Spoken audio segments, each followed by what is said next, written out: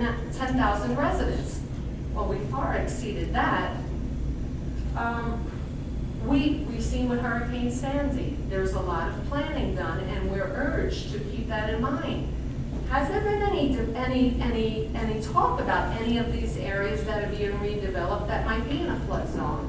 What are the plans for that? What are the plans for evacuation? Where are those people going? You now have 3,000 people, 2,000 people, 10,000 people, whatever it is you're talking about.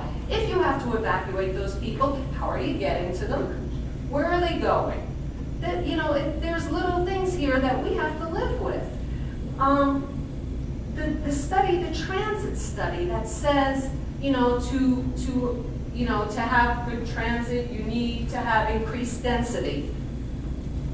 I will tell you that the bus that Emma talks about, the bus increase, I can tell you that during the election, my first election, Ms. Hogan and myself and a few others went to the transit and met with them to add more buses on. And yeah, years ago it took you an hour to get to New York, and it still takes you an hour to get to New York. Years ago, my brothers used to go out partying in the city. 10 o'clock, there was no bus. I'd have to go pick them up. So, you are comparing apples to oranges back then. Years ago, you waited for a bus for an hour because the buses barely ran. Now you get a bus every few moments. So when you're talking about using the necessity to increase density so you can have better transportation, you have North Bergen, which is very dense. You have Fort Lee. We're going to have 240-plus towers right at our base here. And then there's Edgewater. And I've heard it from boards, I've heard it from the council saying, well, they developed, why shouldn't we be able to maximize? Because we don't have those back roads. I live on Hudson Terrace, Route 5, and I can tell you, everything that happens in Edgewater affects me. I sometimes, and you can call the police to verify this, have to call them because I can't get out of my house. Because whenever something's wrong on River Road, the traffic is rerouted and they have to come down Valley Place to Route 5. That means the traffic is all the way backed up because they can't get out across Route 5 because people are going up and the police have to come and actually let me out of my house. Maybe it's not an emergency, but at one point there was an emergency. I had to take my mother to the hospital. That's not fun. We live with this every day. You talk about Bridgegate. Every day we deal with this. I got up early to go to work this morning. I was telling Mr. McPartland, and I thought, I'm gonna take Route 4 today so I can stop at my favorite place for coffee. 25 minutes, I moved 4 blocks on River Road. This was at 8 o'clock in the morning.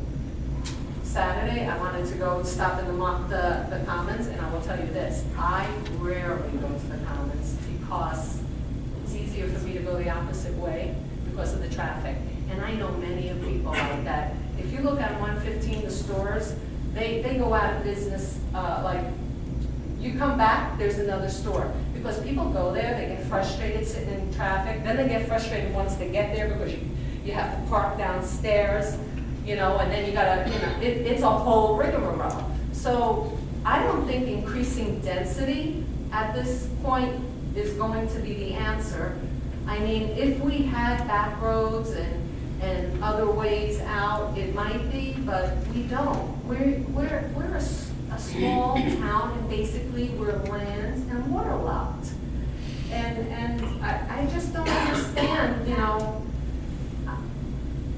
Mr. Christensen's right, the firemen God bless them, and they do get the equipment they need, and the police get their equipment they need. This town, very few people in this who work in the borough don't have a car, but it comes at the taxpayer's expense to buy this. So for every dollar that you're going to spend in development, you're going to spend $1 something. That's not my words, that's a Rutgers study. And in fact, former Governor McGreevey cited it in one of his speeches. So when you have more density, you need more police, you need more schools, even if it's only a small fraction, because we're already, you need more DPW workers, you need more trucks, you need more of everything, and the taxpayers are paying for this, and I don't know about you, but my taxes go up every year, and listen, I don't mind paying for services, really, but at some point, you know, I don't want to be an ATM machine either. So I would just ask you to think about, you know, your vote and think about your legacy to this town. And, you know, we're not all gonna, none of us are gonna live forever, and some of us might not live here forever. What are you leaving behind here, you know? It's you know, when I talk to people out of town and they go, oh, Edgewater, oh yeah, that's, you know, you really developed there. Like, oh, the traffic. Everybody says the same thing. Oh, the traffic. A lot of people say, oh, it's a nice town, but they always add in, oh, the traffic. You know? I wish I could afford to live there. Can I say something? Yeah. I go I up work in the city. I'm in the city a lot. And when I tell people, and they ask me, where do you live? I say Edgewater. They stop, like I said, I live in Alpine. That's the interpretation I get when I tell That's them I live in great. Edgewater. That's great, because it's coming from the I mean, city. yes, So what there's- kind of analogy No, is that? I'm just saying, when I talk to But people you would almost wanna be- anywhere, down the shore, I say live in Edgewater. I live down, I have a That's- house down the shore. They don't say that. They say, oh my God, that you guys, you used to be this little town and you developed and that's great, but oh my God, the traffic, that's great. You know what? Here's the other thing with the transit. You talk about increasing transit. What are you gonna increase? Buses? Buses? You can't have light rail anymore because you gave the right of way away. Where are you gonna put a light rail? So what do you have? A bus. For those of us who don't work in the city, and there are a lot of people, you know, who don't work in the city, who must drive to work, we're stuck with this. You know, we're stuck with this. If I want to go see a Broadway show, fine, I could take the ferry, fine, I could take the bus. If I want to go to the city. But when I want to go from one town to another, I'm stuck here. And when we talked, Ms. Gregory spoke about, you know, your neighboring communities. The only other town that has as much density as us with the high rise is really Fort Lee. Looks like Clark doesn't even have that many high rise. And Mr. Levine, with all due respect, you're retired now. I understand, maybe you come out at different times, but that traffic is terrible, terrible, terrible. And our schools are overpopulated, and I don't see what benefit is this for Edgewater residents? What benefit is it for those of us who are not just renting and transient, who want to remain here? If I was coming here as a little pit stop, I wouldn't care, but I want to stay here. What benefit is it to add all this, you know, why do we have to go that high? Why? Thank you. Anyone else from the public? Kev, can I make it a point, it's after 10 o'clock. It's 10:05, I believe. But you didn't vote that in yet. I don't know. Oh, okay. I mean, Up to the board. I'd like to say 10:30, hard stop. Hard stop. So you open to the public? And then I'll stay all night. I'll stay all night. So what?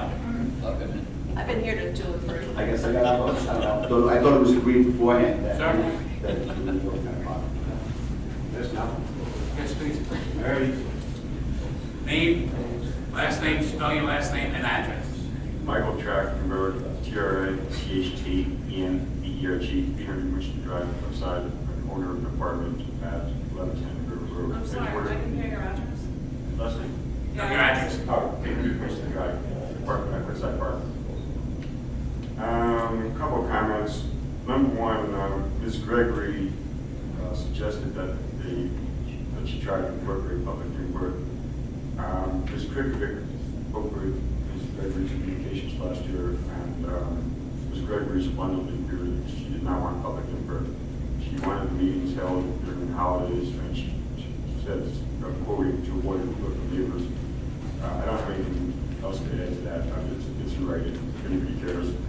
Got a question for your engineer, whether there is ample commentary tonight on potentially retrofitting existing buildings to conform to the new zoning. Is there anything that would prevent that structure, from an engineering standpoint? In what context are you talking about? Primarily height. You have a 9-story building, you want to go to 15, because now you're allowing that. Well, if the foundation was built with the anticipation that it would go to 15 and a structural engineer certified it, then yeah, you can. But if it was designed for 9, you can't just add 5 stories to it, or 6 stories. Can you modify the foundation to get those stories in? You could probably, I'm not a structural engineer, so I can't tell you exactly what you would do or what you can't do. I would say from what I've seen buildings that have been modified. I don't know what they would have to do to the specific buildings that are out here that have already been designed and built, what they would have to do to go up. Okay, but in other words, if the money, if the economics made sense, it's feasible to retrofit buildings to go up. If the economics made sense and structurally you could go up, and then going to the planning side, if you were able to meet the floor area ratio and you were able to meet all the other, the coverage and all the other code requirements, yeah, I don't see why you couldn't go up. Okay, I have a question, I guess probably for Ms. Gregory, or perhaps to the lawyer, following up on the engineer's comments.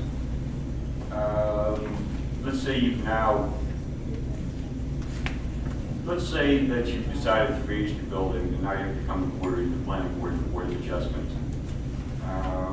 I assume in some cases you've now turned perhaps what might have been a D variance into a C variance, is that correct?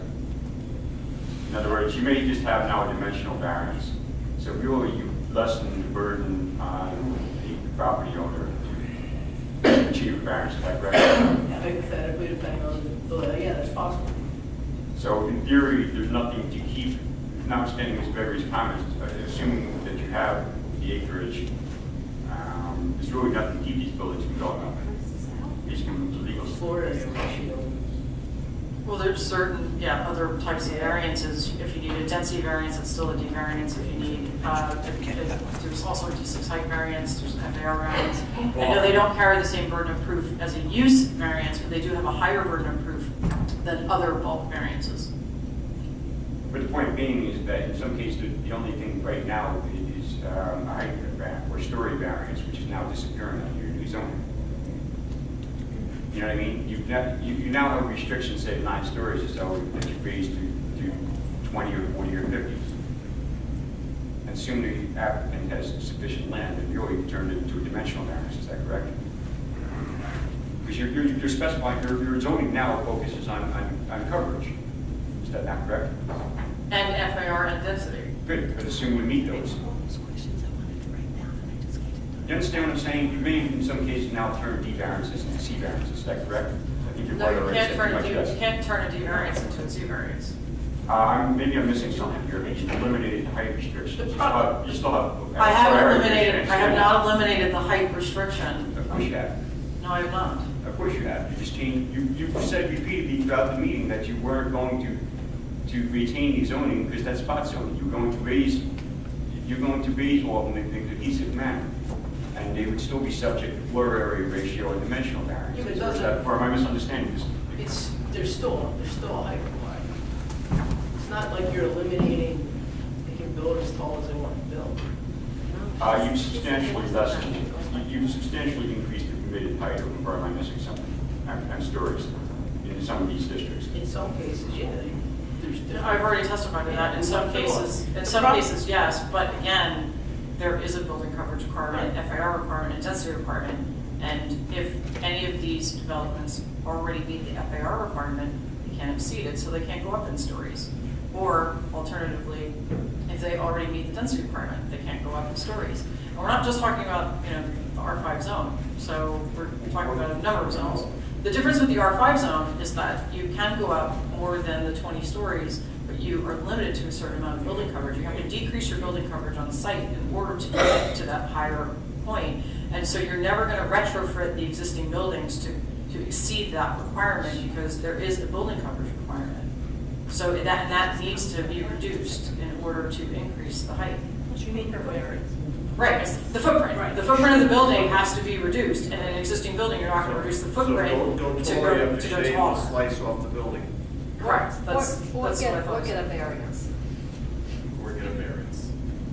Yes, anyone can come in and ask for variance, but the point to obviously this exercise is that we don't want people to come in asking for variances. The intent is that we are going to limit them to this particular zoning. In the past, obviously, we've granted those use variances with densities that were higher, and obviously the zoning board felt that it was appropriate on those properties to increase the densities from what was permitted in the zone, and or it may not have been an appropriate zone.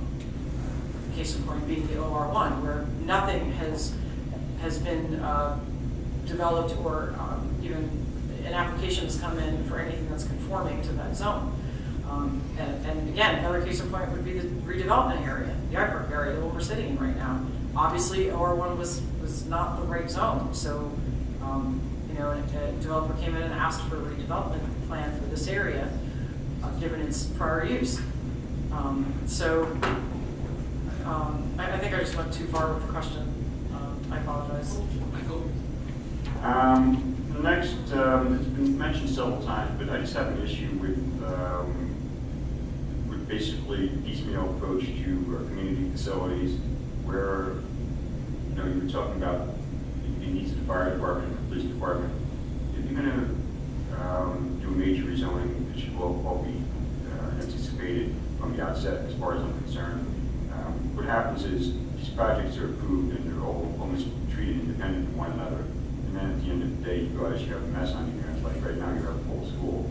Right after it's built and it's almost full. That type of thing. My final comment relates to River Road. I've heard various comments on the traffic, and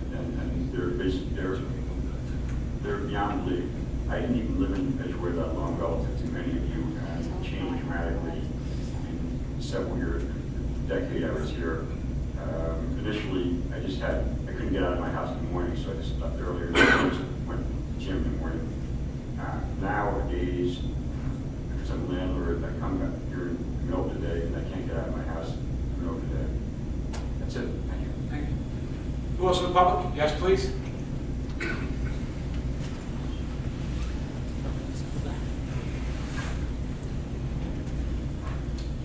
Peggy Wong, 8550 Boulevard East, North Bergen, New Jersey. Spell your last name. W-O-N-G. I just have a few questions and a few comments. The one thing that I do want to echo is Mary Hogan's remark at the very beginning about the walkway and how it's central to any rezoning that you do, because it's your absolutely your second escape route, north-south.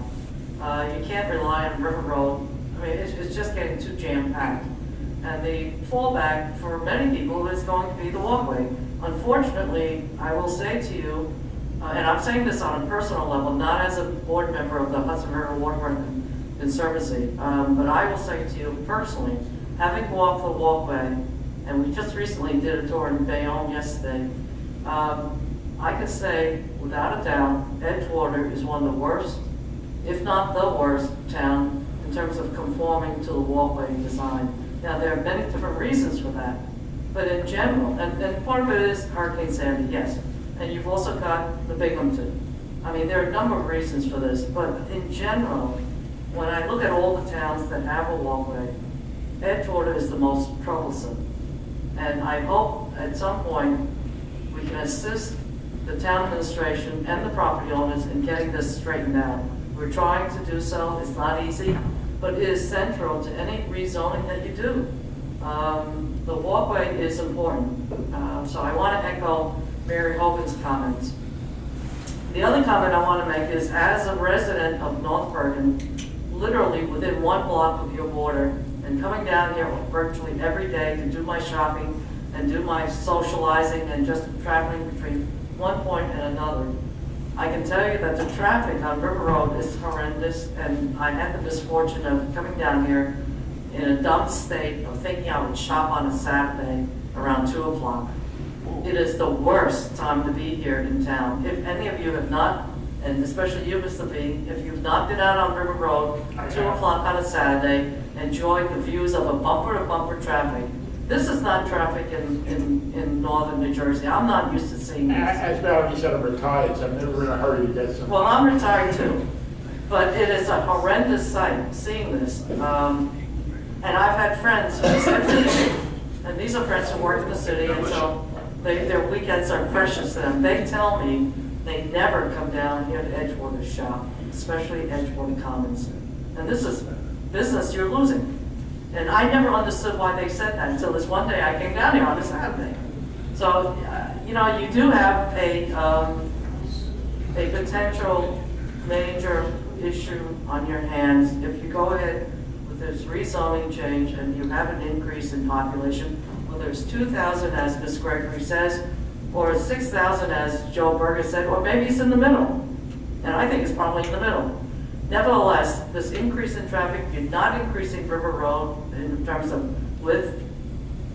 So something's got to be done, and you have a terrible decision ahead of you.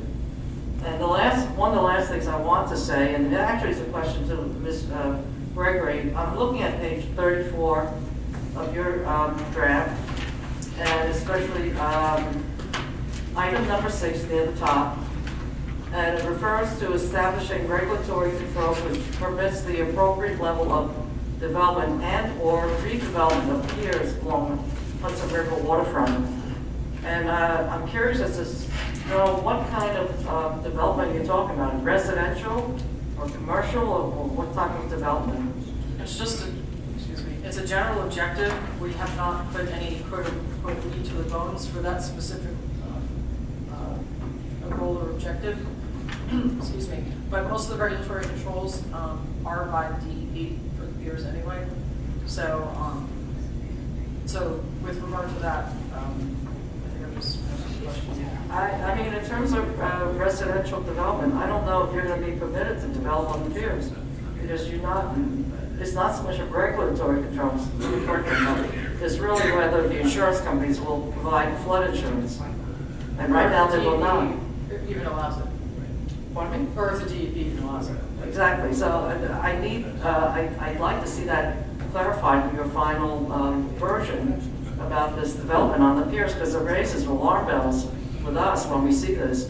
We just went through a whole exercise with a senator, a state senator, who attempted to pass a bill to that effect, and it was defeated by, and it was not signed by the governor, because of the fear that the insurance companies would come in and take away coverage, not only of that property, but I think they developed it, they threatened to take it away from that town if it was permitted. So, warning flag on that. Residential. You should, and it was Governor Christie who refused to sign that bill, and it was based on the threat of not being able to have flood insurance for the residences. They would be denied coverage. So I just wanted to raise that as an issue for you. Be aware of it, and I hope you don't go ahead with it. Thank you. Thank you very much. Public, anybody else? Yes, sir, please, come up. Spell your last name and your address, please. Good evening, Chris Dictus, DIKTIS. Speaking two ways. First, on behalf of the Borough of Cliffside Park, as a borough attorney, thank you planner, engineering, for taking into consideration the issues we discussed as to the height and the south of the town. Now, part two, Chris Dictus, Edgewater residents. To my fellow residents, I've lived in this area since 1955, so you can do the math, how old I am. Mrs. Bartholomew and I went to high school together. Edgewater was a mess. Edgewater was a mess. We made fun of you. Mr. O'Connor and all these mayors, from Mr. Ferry on, should be commended, because I'm very proud to live in this town. My stepdaughter goes to the Washington School. It's a really nice place to live. And if you don't want too many people, think of the rateable chase.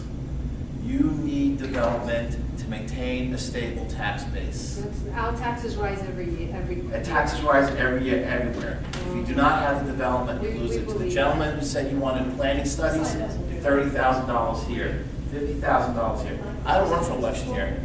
Okay, I'm just saying to you, these gentlemen and these ladies are frugal. You want a really good town, And as a resident, I thank you very much. Thank you. Mine Those really public? has to travel over the hill for work. Motion to close the hearing to the public? I make a motion. Second?